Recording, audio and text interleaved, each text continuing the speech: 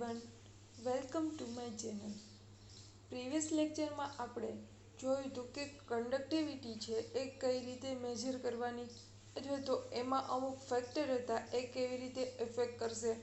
જેમ કે આપણે જે કન્ડક્ટોમેટ્રી ટાઇટ્રેશનમાં યુઝ કરશું એ વોટર છે કેવું હોવું જોઈએ તો કે એ ડિસ્ટિલ વોટરનો યુઝ કરવાનો હોય છે. અને પછી જોયું હતું કે કોહલાસ લો, તો કોહલાસ લો છે એ વીક ઇલેક્ટ્રોલાઇટ માટે મેઇનલી એમને સ્ટેટમેન્ટ આપ્યું છે કે વીક ઇલેક્ટ્રોલાઇટ છે એમનું ઇન્ફાઇનાઇટ ડાયલ્યુશન છે એ કઈ રીતે મેઝર કરાય. એમણે એમના સ્ટેટમેન્ટમાં એવું આપ્યું કે વીક ઇલેક્ટ્રોલાઇટ લઈ લો, પછી તો એ બધા માટે લાગુ પાડી શકીએ આપણે, સ્ટ્રોંગ હોય કે વીક હોય. તો શું કહે છે કે કોઈ બી ઇલેક્ટ્રોલાઇટ છે એમનું જો આપણે કન્ડક્ટન્સ જોઈએ તો એ કોના બરાબર, ટોટલ જે કન્ડક્ટન્સ છે એ એમના કેટાયન અને એનાયનના કન્ડક્ટન્સ બરાબર હોય છે. એમણે આવું સ્ટેટમેન્ટ આપ્યું છે. આજના ટોપિકની વાત કરીએ તો આજે જોઈશું આપણે કન્ડક્ટોમેટ્રિક ટાઇટ્રેશન. એમના પહેલાં સમજી લઈએ કે કન્ડક્ટન્સ છે એમનો ઓર્ડર કઈ રીતે હોય. મેઇનલી આપણે જોઈએ કે સ્ટ્રોંગ ઇલેક્ટ્રોલાઇટ અને વીક ઇલેક્ટ્રોલાઇટ. તો સ્ટ્રોંગ ઇલેક્ટ્રોલાઇટ કોને કહેશું તો કે જેટલું આપણે સોલ્યુટ લીધું હશે એ કમ્પ્લીટલી ડિસોશિએટ થઈ જશે, કમ્પ્લીટલી ડિઝોલ્વ થઈ જશે. આમને કહેશું સ્ટ્રોંગ ઇલેક્ટ્રોલાઇટ. આપણે સોલ્યુટની વાત કરીએ તો સોલ્યુટ આપણે જે કંઈ લઈએ છીએ એ સોલ્વન્ટમાં કમ્પ્લીટ ડિઝોલ્વ થઈ જશે. જ્યારે વીક ઇલેક્ટ્રોલાઇટમાં શું થશે તો કે વીક ઇલેક્ટ્રોલાઇટ છે એમાં સોલ્યુટ છે કમ્પ્લીટલી ડિઝોલ્વ નહીં થાય. એનો ડિગ્રી ઓફ ડિસોસિએશન છે એ લેસ ધેન 1 હશે, જ્યારે સ્ટ્રોંગ ઇલેક્ટ્રોલાઇટનો ડિગ્રી ઓફ ડિસોસિએશન છે એ 1 હશે. હવે એસિડ અને બેઝની જો આપણે રિએક્શન કરાવતા હશું તો એમાંથી બનશે સોલ્ટ અને વોટર. તો જે સોલ્ટ બનશે એ છે બંને યાની કે સ્ટ્રોંગ અને વીક આ બંનેનો પાર્ટ હશે. એક જે કેટાયન અથવા તો એનાયન છે એ સ્ટ્રોંગનું હશે, એક કેટાયન ઓર એનાયન છે એ વીક ઇલેક્ટ્રોલાઇટનું હશે. ટૂંકમાં બંનેના કોમ્બિનેશનથી બનેલું હશે. એનો જે કન્ડક્ટન્સ છે એ આ બંનેની વચ્ચેનો હશે. અને આગળ જે આપણે કન્ડક્ટોમેટ્રિક ટાઇટ્રેશન જોશું એસિડ બેઝના, એમાં મોસ્ટલી શું થશે તો કે જે કંઈ સોલ્યુશન આપણે લીધું હશે એમનો કન્ડક્ટન્સ પહેલાં મેક્સિમમ હશે યા તો મિનિમમ હશે. પછી જેમ જેમ આપણે ટાઇટ્રન્ટ એડ કરતા જશું એમ કાં તો એનો કન્ડક્ટન્સ વધશે યા તો ઘટશે. એ મેઇન કોના ઉપરથી હશે તો કે એ ઇલેક્ટ્રોલાઇટ છે એ સ્ટ્રોંગ છે કે વીક છે.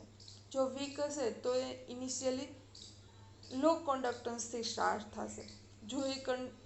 જો એ ઇલેક્ટ્રોલાઇટ છે એ સ્ટ્રોંગ હશે તો એ હાઈ કન્ડક્ટન્સથી એ સ્ટાર્ટ થશે.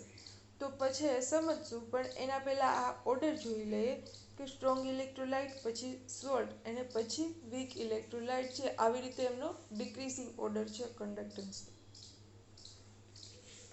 હવે કોહલાસ છે એમણે ઇન્ફાઇનાઇટ કન્ડક્ટન્સ છે બધા માટે ફાઉન્ડ કરેલો છે. તો એમાં જોઈ લઈએ કે કેટાયન છે એમાંથી સૌથી મેક્સિમમ કન્ડક્ટન્સ હોય તો H+નો છે, જે છે 349.8 નિયર અબાઉટ 350. જે ઇન્ફાઇનાઇટ કન્ડક્ટન્સ છે એમનો તમને યુનિટ આપેલો છે Symons centimetre square mall inverse. બાજુમાં તમને ઇન્ફાઇનાઇટ કન્ડક્ટન્સ આપેલો છે જે છે ઇક્વિવેલન્ટ કન્ડક્ટન્સ છે. ઇન્ફાઇનાઇટ ઇક્વિવેલન્ટ કન્ડક્ટન્સ પહેલી કોલમમાં જે છે એ મોલિક્યુલર કન્ડક્ટન્સ છે, ઇન્ફાઇનાઇટ મોલિક્યુલર કન્ડક્ટન્સ. પોઝિટિવમાં સૌથી વધારે H+નો, એવી જ રીતે નેગેટિવ આયન છે એમાં OH- જે કન્ડક્ટન્સ છે એ સૌથી વધારે છે. ઓકે, જેમનો છે 198.3. પછી તમારે ખાસી એવી જરૂર પડશે તો એસિડ બેઝ ટાઇટ્રેશનમાં જે એસિટેટ આયન છે જેમનું 40.9 છે. એવી જ રીતે અહીંયા Na+ છે જેમનો 50.1 છે. જોઈએ આપણે આમાંથી તમારે યાદ રાખવાનું કે જે તમારે જરૂર પડે છે, બાકી તમારે યાદ રાખવાની બધી જરૂર નથી. હવે કંડક્ટોમેટ્રિક ટાઇટ્રેશન છે કેવી રીતે કરશું. The determination of end point of titration with the help of conductivity change is termed as a conductometric titration. હવે ટાઇટ્રેશન છે તો એમાં આપણે એન્ડ પોઈન્ટ ડિટરમાઇન કરશું. એન્ડ પોઈન્ટ છે એ કંડક્ટિવિટી ચેન્જ ઉપરથી આપણે ડિટરમાઇન કરશું, એટલે કીધું છે કંડક્ટોમેટ્રિક titration. For a titration, the solution to be titration is taken in a beaker with conductivity cell. તો શરૂઆતમાં શું કરશું તો કે આપણે જે સોલ્યુશન છે એમને બીકરમાં લઈશું અને આ બીકરમાં આપણે કંડક્ટિવિટી સેલ અથવા તો ઇલેક્ટ્રોડ છે એ બીકરમાં આપણે ડીપ કરશું. અને જે ઉપર છે જે ટાઇટ્રન્ટ છે એ બીકરમાં લીધેલું હશે એમને આપણે એ બીકરમાં એ ટાઇટ્રન્ટ આપણે બ્યુરેટમાં લીધું હશે. બ્યુરેટ થ્રુ આપણે ડ્રોપ વાઇઝ આપણે એડિશન કરતા જશું તો શું થશે તો કે એમાં કંડક્ટિવિટી ચેન્જ આવશે, જે આપણે ઇન્સ્ટ્રુમેન્ટ ઉપરથી મેઝર કરશું. Draw the graph of conductance C against volume of titrant added. હવે ટાઇટ્રન્ટનું વોલ્યુમ અને કંડક્ટન્સનો આપણે ગ્રાફ પ્લોટ કરવાનો રહેશે અને એના ઉપરથી આપણે બે લાઈન મળશે જે એકબીજાને ઇન્ટરેક્ટ કરતી હશે, ત્યાંથી આપણે એન્ડ પોઈન્ટ છે એ મળશે. Draw the graph of conductance C against volume of titrant added. Two lines are obtained will interact to each other at a end point is known as an end point or equivalent point. During the experiment, temperature should carried out constant. હવે આ જે experiment કરશું ત્યાં temperature છે એ constant રાખવું બહુ જરૂરી છે, અધરવાઇઝ તમારો કંડક્ટન્સ છે એ ઇન્ક્રીઝ થઈ જશે. Let's try to understand theoretical shape of conductometric titration કરું. હવે જો આપણે થિયરિટિકલ વિચારીએ તો કંડક્ટોમેટ્રિક ગ્રાફને તો શું થશે તો કે જ્યારે આપણે શરૂઆત કરશું ટાઇટ્રેશનની ત્યારે ઇનિશિયલ સ્ટેજમાં આપણે જે બીકરમાં સોલ્યુશન લીધું છે જે કાંઈ એમાં શું કરશું તો કે બીકરમાં આપણે કંડક્ટિવિટી સેલ છે એ ડીપ કરશું એ સોલ્યુશનમાં. ઇનિશિયલ સ્ટેટમાં આપણે ટાઇટ્રન્ટ છે એ એડ કરેલો નહીં હોય તો જે કંઈ કંડક્ટન્સ હશે એ કોનો હશે ઇનિશિયલી એ સોલ્યુશનનો હશે, ટાઇટ્રન્ટનો હશે. ઓકે, કેમ કે આપણે ત્યારે ટાઇટ્રન્ટ છે એ એડ કરેલું નહીં હોય. Initial conductance is due to the number of ions present in the solution. Conductance gradually change with the addition of titrant due to replacement of either cation or anion. હવે જેવું આપણે ઇનિશિયલ સ્ટેટથી હવે જ્યારે starting કરશું ટાઇટ્રેશનનું ત્યારે આપણે add કરતા જઈશું ટાઇટ્રન્ટ.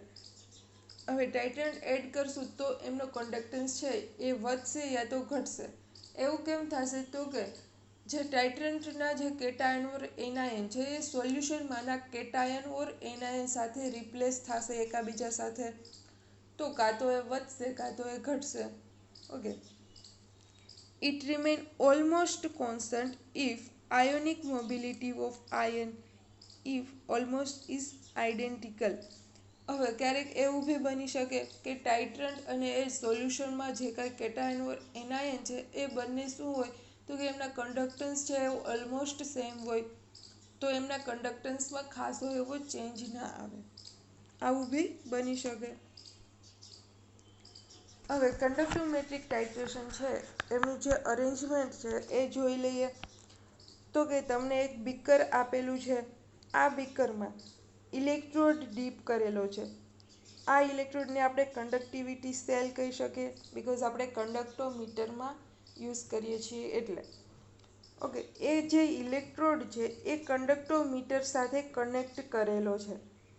હવે એ બીકર છે એમના ઉપર એડિશન માટે બ્યુરેટ રાખેલી છે જેમાં આપણે ટાઇટ્રન્ટ લેશું. નીચે જોઈએ તો મેગ્નેટિક સ્ટરર છે, જે સ્ટરિંગ કરવું સોલ્યુશનને બહુ જ જરૂરી છે, અધરવાઇઝ શું થશે તો કે જો આપણે મેગ્નેટિક સ્ટરર ના રાખીએ તો જે આપણે એડિશન કરીએ ટાઇટ્રન્ટનું એ સ્ટરિંગ ના થાય તો જે મેઝર કરશે કંડક્ટોમીટર એ એરર આવશે એ રિઝલ્ટમાં, કેમ કે એ સ્ટરિંગ થવું જરૂરી છે. આખું સોલ્યુશન છે એમાં એ જે ટાઇટ્રન્ટ છે એ જાય જ્યારે આપણે સ્ટરિંગ કરશું ત્યારે, બાકી તો એ ઉપર જ પડ્યું રહે. જે મેઝર કરશે એ ખોટું હશે રીડિંગ. એટલે મેગ્નેટિક સ્ટરર છે જેના મદદથી સોલ્યુશન છે જે સ્ટર થશે. હવે છે ટાઈપ્સ ઓફ કંડક્ટોમેટ્રિક ટાઇટ્રેશન. એમાં ફર્સ્ટ ટાઈપ જોઈએ તો એ છે એસિડ બેઝ ટાઇટ્રેશન. આમાં મેઇન ટાઈપ્સ તમારે અહીંયા સિલેબસમાં 3 થી 4 ભણવાની છે. એમાંની જે ફર્સ્ટ જે છે એસિડ બેઝ ટાઇટ્રેશન.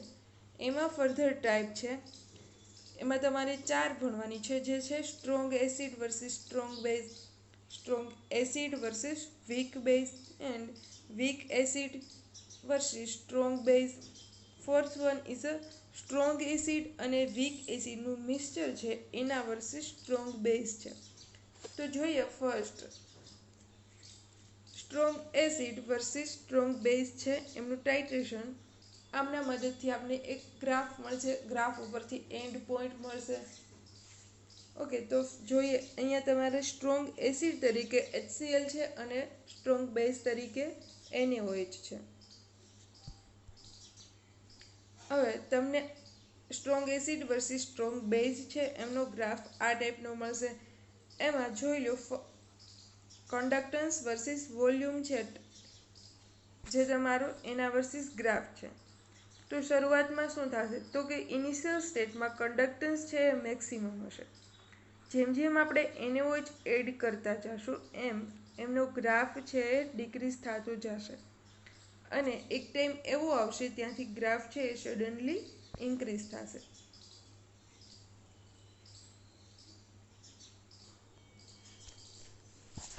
જો એના ગ્રાફની વાત કરીએ તો એમાં છે કન્ડક્ટન્સ વર્સિસ બેઝનું જે વોલ્યુમ છે જે આપણે બ્યુરેટમાં લેશું, એડ કરતા જશું, એમના વર્સિસ ગ્રાફ ડ્રો કરશું. તો ફર્સ્ટ પોઈન્ટ આગળથી જોઈએ ઇનિશિયલ સ્ટેટમાં એમનો કન્ડક્ટન્સ છે એ વધારે હશે.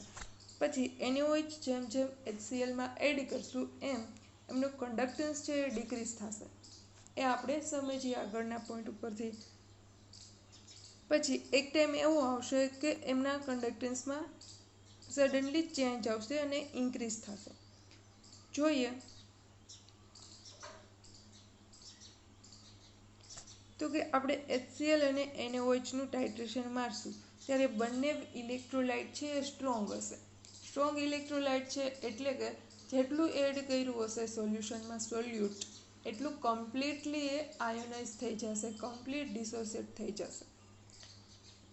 એટલે કે આમાં તમને નીચેના સ્ટેપમાં જો જોઈએ તો H+ અને Cl-, ટૂંકમાં એમનું સોલ્યુશન છે એટલે એ આયનના ફોર્મમાં બતાવેલા છે અને પર્ટિક્યુલર એમનો કન્ડક્ટન્સ કેટલો છે એ બી તમને નીચે બતાવેલો છે.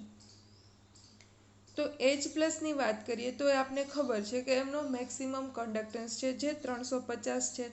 Cl- છે જેમનો 76 છે, Na+નો 50 છે એન્ડ OH- નો 198 છે.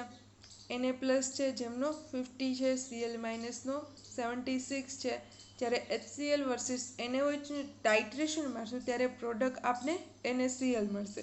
ટૂંકમાં એમનો સોલ્ટ બનશે અને જે વોટર છે એમની કંડક્ટિવિટી છે આપણે અહીંયા કન્સિડર નહીં કરીએ. હવે જો એમના ગ્રાફની વાત કરીએ તો કે ફર્સ્ટ ઇનિશિયલ સ્ટેટથી જો વાત કરીએ તો એમનો કન્ડક્ટન્સ મેક્સિમમ છે. હવે શરૂઆત જ્યારે કરશું આપણે ટાઇટ્રેશનની ત્યારે એસિડનું જે સોલ્યુશન છે એટલે કે HCl છે એ આપણે બીકર છે એમાં લેશું અને બેઝ છે એ મોસ્ટલી આપણે બ્યુરેટમાં લેતા હોઈએ છીએ. હવે HClનું સોલ્યુશન છે જે એમાં H+ છે એમની કંડક્ટિવિટી છે મેક્સિમમ છે 350 છે. ઇનિશિયલી તો આપણે એવું જ કરીએ કે એમાં આપણે ટાઇટ્રન્ટ એટલે કે NaOH છે આપણે એડ નહીં કરી, એટલે કે જે કંઈ કન્ડક્ટન્સ હશે એ H+ અને Cl- લીધે જશે. એટલે ગ્રાફમાં જો આપણે જોઈએ તો એમનો ઇનિશિયલ સ્ટેટમાં મેક્સિમમ કન્ડક્ટન્સ છે H+ના લીધે. હવે બ્યુરેટ થી આપણે NaOH ડ્રોપવાઇઝ એડ કરશું ત્યારે શું થશે? તો કે H પ્લસ છે એની કંડક્ટિવિટી મેક્સિમમ હતી, જ્યારે બેઝમાં જે કેટાયન છે Na પ્લસ એની કંડક્ટિવિટી 50 છે, એટલે કે ઓછી છે. તો HClમાં NaOH એડ કરવાથી બનશે શું? તો કે NaCl, એટલે કે HClમાં H પ્લસની જગ્યાએ રિપ્લેસ કોણ થઈ જશે? Na પ્લસ, એટલે કે એની કંડક્ટિવિટી છે એ ડિક્રીઝ થતી જશે. જેમ જેમ આપણે ટાઇટ્રન્ટ છે NaOH છે એ એડ કરતા જશું એમ એમ શું થશે? HCl છે NaClમાં કન્વર્ટ થશે અને Na પ્લસ છે H પ્લસની જગ્યાએ આવી જશે અને કંડક્ટિવિટી છે એ ડિક્રીઝ થતી જશે. હવે એક પોઈન્ટ એવો આવી જશે કે HCl છે એ કમ્પ્લીટલી પૂરું થઈ ગયું હશે. ઓકે, એક પોઈન્ટ એવો આવી જશે કે HCl છે એ કમ્પ્લીટલી ન્યુટ્રલાઇઝ થઈ ગયું હશે, NaClમાં કન્વર્ટ થઈ ગયું હશે. ઓકે, તો આપણે શું કરશું? NaOH છે એ એડ કરી જશું. હવે NaCl છે એમની કંડક્ટિવિટી જોઈએ તો ત્યાં Na પ્લસ અને Cl માઇનસ છે. ટૂંકમાં 350થી લઈને 50 થઈ જશે, ત્યાં સુધી એ ઘટી જશે, એ કમ્પ્લીટ કન્વર્ટ થઈ જશે ત્યારે. હવે HCl તો કમ્પ્લીટ પૂરું થઈ ગયું છે, બટ NaOH છે એ બ્યુરેટમાં પડ્યો છે. હવે આપને તો એ પ્રેક્ટિકલી રીતે ખબર નથી કે કોણ પૂરું થઈ ગયું છે કોણ છે, બટ આપણે ગ્રાફ ડ્રો કરશું ત્યારે આપણે ખબર પડશે. હવે NaOH છે એ આપણે એડ કરી જશું હજુ, બરાબર. NaOH એડ કરી જશું તો ત્યાં શું છે? તો કે OH માઇનસ છે એમની કંડક્ટિવિટી છે 198 છે. તો જે ઘટી હતી ત્યાંથી લઈને એ પાછી વધવાની સ્ટાર્ટ કરશે.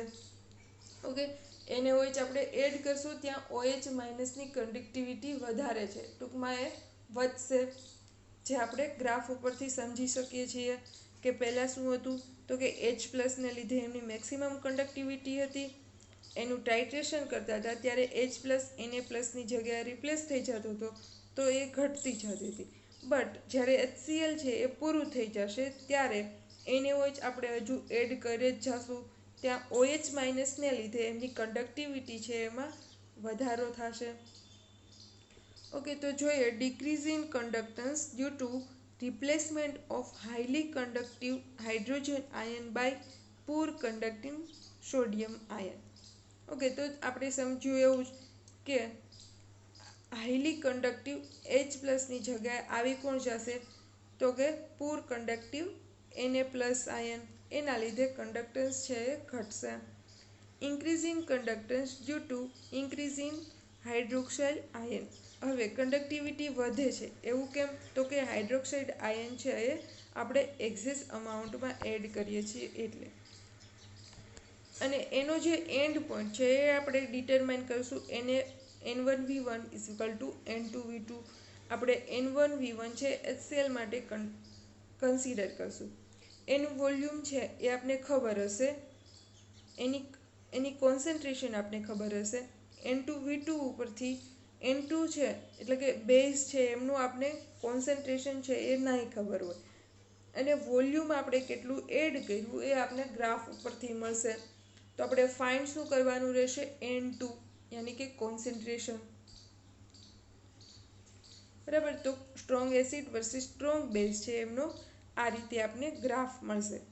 એમાં જે શરૂઆતનો જે છે એન્ડ પોઈન્ટ પહેલાંનો જે ઇનિશિયલ સ્ટેટનો જે ગ્રાફ છે એ કોને લીધે હશે? એ ડિક્રીઝ કોના લીધે થશે? તો કે NaOHના લીધે, બરાબર. અને જે અહીંયા આવશે એન્ડ પોઈન્ટ આગળ એ NaClના લીધે હશે, જ્યારે એન્ડ પોઈન્ટ પછીથી જે ઇન્ક્રીઝ થશે એ NaOHના લીધે, OH માઇનસના લીધે ઇન્ક્રીઝ થશે. હવે સેકન્ડ જો ગ્રાફની ચર્ચા કરીએ તો છે strong acid against weak base. Okay, તો અહીંયા જે ગ્રાફ મળશે એ મળશે HCl વર્સિસ NH4OH, જે વીક બેઝ તરીકે છે. હવે HClમાં H પ્લસ અને Cl માઇનસ બંને કમ્પ્લીટલી ડિસોસિએટ થઈ જશે બિકોઝ એ સ્ટ્રોંગ ઇલેક્ટ્રોલાઇટ છે, બટ વીક બેઝ યાની કે કમ્પ્લીટ ડિઝોલ્વ નહીં થાય. હવે H પ્લસ છે જે 350 એની કંડક્ટિવિટી છે, Cl માઇનસની 76 છે. NH4 પ્લસ છે એની 73.5 છે, OH માઇનસની છે 198. આ બંનેથી બનશે શું? તો કે સોલ્ટ, જે શું હશે? વીક બેઝ અને સ્ટ્રોંગ એસિડનો હશે. ઓકે, જે છે 73.5 અને Cl માઇનસ છે 76.35. અને વોટર છે જેની કંડક્ટિવિટી આપણે બધા જ ગ્રાફ છે, બધા ટાઇટ્રેશનમાં આપણે કન્સિડર નહીં કરીએ. હવે એમનો ગ્રાફ જોઈએ તો ફર્સ્ટ ગ્રાફમાં જોઈએ કે સ્ટ્રોંગ એસિડ હતો HCl, એના લીધે એની કંડક્ટિવિટી ઇનિશિયલ સ્ટેટમાં કેવી હશે? મેક્સિમમ હશે. જેમ જેમ આપણે વીક બેઝ એડ કરી જશું એમ શું થશે? તો કે એ ઘટશે. બટ એક એવો પોઈન્ટ આવશે કે ત્યાંથી એ વધવાનું સ્ટાર્ટ કરી દેશે. એવું કેમ થશે? તો કે NH4OH છે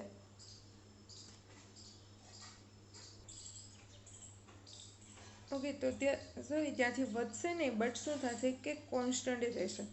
તો પહેલાં હતું કે સ્ટ્રોંગ એસિડ હતું, પછી વીક એસિડ હતું, અને NH4OH છે એ કોણ છે? તો કે વીક બેઝ છે, એટલે કે વીક ઇલેક્ટ્રોલાઇટ છે, એટલે કમ્પ્લીટલી એ ડિસોસિએટ ના થયું, એટલે એમની જે કંડક્ટિવિટી છે એ કોન્સ્ટન્ટ રહેશે.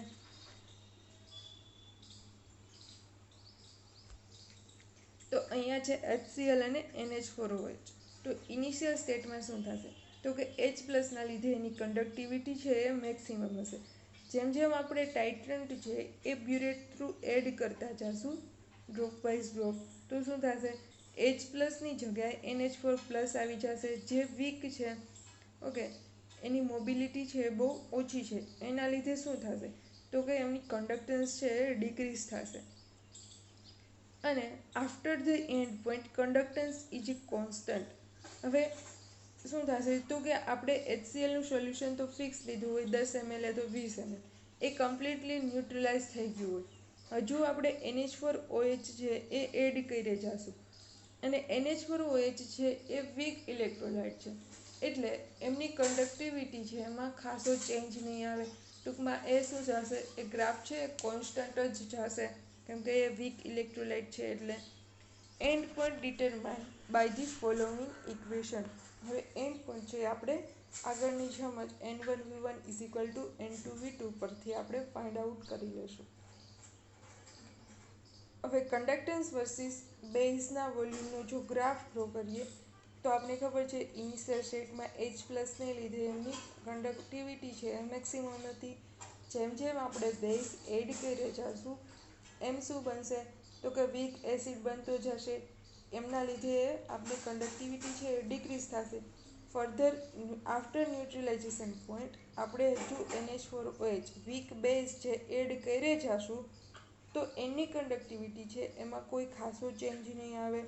બટ જો આપણે બેઝ તરીકે આપણે NaOH લીધું હોય તો આપણે આગળ સમજાતા એમ જ, બટ આપણે અહીંયા સમજવાનું છે NH4OH. તો એમનો ગ્રાફ છે એ આ ટાઈપનો મળશે. થર્ડ જે છે ટાઈપ્સ ઓફ કન્ડક્ટોમેટ્રિક ટાઇટ્રેશન, એમાં છે weak acid versus strong base. Okay, તો અહીંયા આપણે લેશું વીક એસિડ, ત્યાં લેશું એસિટિક એસિડ જે વીક ઇલેક્ટ્રોલાઇટ છે, અને સ્ટ્રોંગ બેઝ તરીકે લેશું આપણે NaOH જે સ્ટ્રોંગ ઇલેક્ટ્રોલાઇટ છે. હવે વીક એસિડની વાત કરીએ તો એસિડિક એમનું જે ડિસોસિએશન જોઈએ તો એ કેવું હશે કે ઓછું થયું હશે.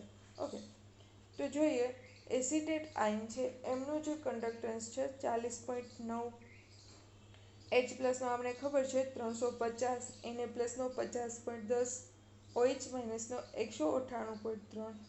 આનાથી બનશે શું? તો કે sodium acetate. Okay, sodium acetate બન્યો એ શું હશે? એક સ્ટ્રોંગ પાર્ટ છે જેમાં Na પ્લસ છે અને વીક ઇલેક્ટ્રોલાઇટનો એક પાર્ટ છે જે એસિટેટ આયન છે. અને વોટરની કંડક્ટિવિટી અહીંયા આપણે કન્સિડર નહીં કરીએ. જો એના ગ્રાફની વાત કરીએ તો આપણે વીક એસિડ તરીકે લીધું છે એસિટિક એસિડ, અને બેઝ તરીકે સ્ટ્રોંગ છે જે NaOH. અહીંયા તમારે કન્સિડર કરવાનું રહેશે NaOH. Okay, centimetre cube of NaOH. હવે ગ્રાફમાં જો વિચારીએ તો ફર્સ્ટ પોઈન્ટ છે જ્યાં થોડો મેક્સિમમ કંડક્ટન્સ છે ત્યાંથી લઈને તમને બતાવ્યું છે કે ડિક્રીઝ થાય છે અને ફર્ધર ઇન્ક્રીઝ થાય છે અને પાછો એક કોન્સ્ટન્ટ રહે છે. તો આપણે જે સોલ્યુશન લીધું હશે કંડક્ટિવિટી સેલ જેમાં ડીપ કરેલો હશે એ સોલ્યુશન છે વીક ઇલેક્ટ્રોલાઇટ યાની કે એસિટિક એસિડનું.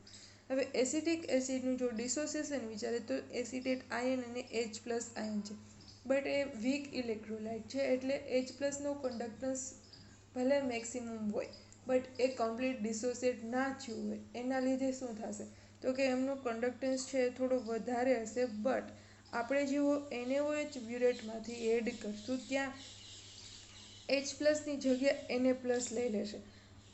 ઓલરેડી એ શું બનશે કે વીક ઇલેક્ટ્રોલાઇટ જ બનશે. ઓકે, ત્યાં શું થશે H+ની જગ્યાએ Na+ આવી જશે. H+નો કન્ડક્ટન્સ થોડો વધારે હતો એની જગ્યાએ પાછો Na+ આવી જશે. ઓકે, તો ત્યાં શું થઈ જશે જેટલો કન્ડક્ટન્સ H+ને લીધે હતો એનાથી પણ ઘટશે. એટલે એ જે પોઈન્ટ બતાવ્યો છે એ કોનો બતાવ્યો છે કે રિપ્લેસમેન્ટ થાય છે H+ની જગ્યાએ Na+નું.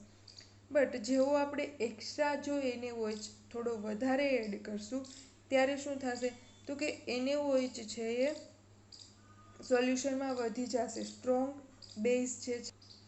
ઓકે, તો ફર્સ્ટ શું થશે તો કે એસિડિક એસિડમાંના H+ને લીધે કન્ડક્ટન્સ થોડો વધારે હશે. જેવો NaOH એડ કરશું એમાં Na+ના લીધે એનો કન્ડક્ટન્સ છે એ ઘટી જશે. બટ આપણે જ્યારે NaOH એડ કરશું ત્યારે NaOHની કોન્સન્ટ્રેશન એ સ્ટ્રોંગ ઇલેક્ટ્રોલાઇટ હોવાને લીધે એમની મોબિલિટી છે OH- ને લીધે વધી જશે, એટલે કે એનો કન્ડક્ટન્સ છે એ વધી જશે. હવે એક પોઈન્ટ એવો આવશે કે જ્યાં શું થશે એસિટિક એસિડ છે એ કમ્પ્લીટલી એસિટેટ એટલે કે સોડિયમ એસિટેટમાં કન્વર્ટ થઈ ગયું હશે. તો સોલ્યુશનમાં હશે કોણ તો કે સોડિયમ એસિટેટ. તો એના લીધે શું આવશે કે ગ્રાફ છે એ કોન્સ્ટન્ટ આવશે. જોઈએ conductivity decreases due to highly mobile H+ replaced by less mobile Na+ ion. Okay, તો શરૂઆતમાં શું થશે કંડક્ટિવિટી છે એ ઘટશે કેમ કે H+ની જગ્યાએ Na+ રિપ્લેસ થઈ જશે. Conductance of solution is slowly increased due to addition of further NaOH. Okay, હવે શું થતું હતું તો કે કન્ડક્ટન્સ છે એ સ્લોલી ઇન્ક્રીઝ થતો હતો. આપણે એક્સ્ટ્રા છે જે એડિશન કરતા હતા NaOH એના લીધે. હવે એન્ડ પોઈન્ટ પછીની જો વાત કરીએ તો વીક ઇલેક્ટ્રોલાઇટ છે જે એસિટેટ સોડિયમ એસિટેટ છે, જે વીક ઇલેક્ટ્રોલાઇટ હોવાને લીધે એમાં ભલે સોલ્યુશનમાં હોય તો પણ શું થશે તો કે એમનો જે ગ્રાફ છે એ કોન્સ્ટન્ટ જશે. અને એન્ડ પોઈન્ટ છે એ આપણે નીચેના ઇક્વેશન ઉપરથી છે એ આપણે ડિટરમાઇન કરી શકીએ, એટલે કે એમાં જે બેઝ છે એમની કોન્સન્ટ્રેશન છે જે N2 છે એના ઉપરથી આપણે ફાઇન્ડ આઉટ કરી શકશું એન્ડ પોઈન્ટ ઉપરથી. તો આ એમનો ગ્રાફ રહેશે. થર્ડ જે છે mixture of strong acid and weak acid against strong base. હવે અહીંયા સ્ટ્રોંગ એસિડ અને વીક એસિડ છે એમનું મિક્સચર છે એની જે ટાઇટ્રેશન છે એ સ્ટ્રોંગ બેઝ જોડે કરવાનું છે. સ્ટ્રોંગ એસિડમાં તમે HCl અને વીક એસિડમાં એસિટિક એસિડ જે આપણે આગળ યુઝ કરી ગયા છીએ. તો ફર્સ્ટ સ્ટેપની વાત કરીએ તો કે HCl છે અને NaOH છે એમનાથી બનશે જે NaCl, જેનું આપણે ઓલરેડી ચર્ચા કરી ચૂક્યા છીએ. સેકન્ડ સ્ટેપ જેમાં એસિટિક એસિડ છે અને સ્ટ્રોંગ બેઝ છે. ઓકે, જે આગળ જોયું એમ જ. તો એમનો જે ગ્રાફ મળશે એ આ ટાઈપનો હશે. Because of strong acid initially conductance is a maximum. હવે ઇનિશિયલ સ્ટેટની વાત કરીએ તો HCl છે જે સ્ટ્રોંગ છે એમના લીધે એમનો કન્ડક્ટન્સ છે મેક્સિમમ હશે. Strong acid mixture is neutralize and conductance decreases. હવે શું થશે તો કે સ્ટ્રોંગ એસિડનું જે મિક્સચર હતું એ શું થઈ જશે ન્યુટ્રલાઇઝ થઈ જશે. એમના લીધે એમનો કન્ડક્ટન્સ છે ડિક્રીઝ થશે. When we add continuously base then conductance increases. હવે ન્યુટ્રલાઇઝેશન થઈ ગયા બાદ એ તો આપણે પ્રેક્ટિકલ કરતા હશું ત્યારે ખબર ના આવે, બટ ગ્રાફ ઉપરથી ખબર પડશે. એ ન્યુટ્રલાઇઝ થઈ ગયું હશે અને આપણે હજુ એડ કરી જશું બેઝ. તો બેઝ છે અહીંયા વીકને સ્ટ્રોંગ ઇલેક્ટ્રોલાઇટ છે એના લીધે એમનો જે કન્ડક્ટન્સ છે એ સડનલી ઇન્ક્રીઝ થશે. After the neutralization conductance also increases. હવે વાત કરીએ એમ જ કે કન્ડક્ટન્સ છે ઇન્ક્રીઝ થતો જશે rapidly. End point can be determined by the following equation. હવે એન્ડ પોઈન્ટ અહીંયા આપણે બે એન્ડ પોઈન્ટ મળશે કેમ કે આપણે અહીંયા બે મિક્સચર લીધા છે, એક સ્ટ્રોંગ અને એક વીક ઇલેક્ટ્રોલાઇટ. તો તમારે એક V2 મળશે અને V1 મળશે. એ તમારું શું મળશે? Vx છે એન્ડ પોઈન્ટ ત્યાં મળશે. હવે N1V1 is equal to N2V2. N2V2ની જગ્યાએ તમે અહીંયા N2Vx કન્સિડર કરો તો એના ઉપરથી તમને કોન્સન્ટ્રેશન છે એ બેઝની ખબર પડી જશે. Okay, so thank you.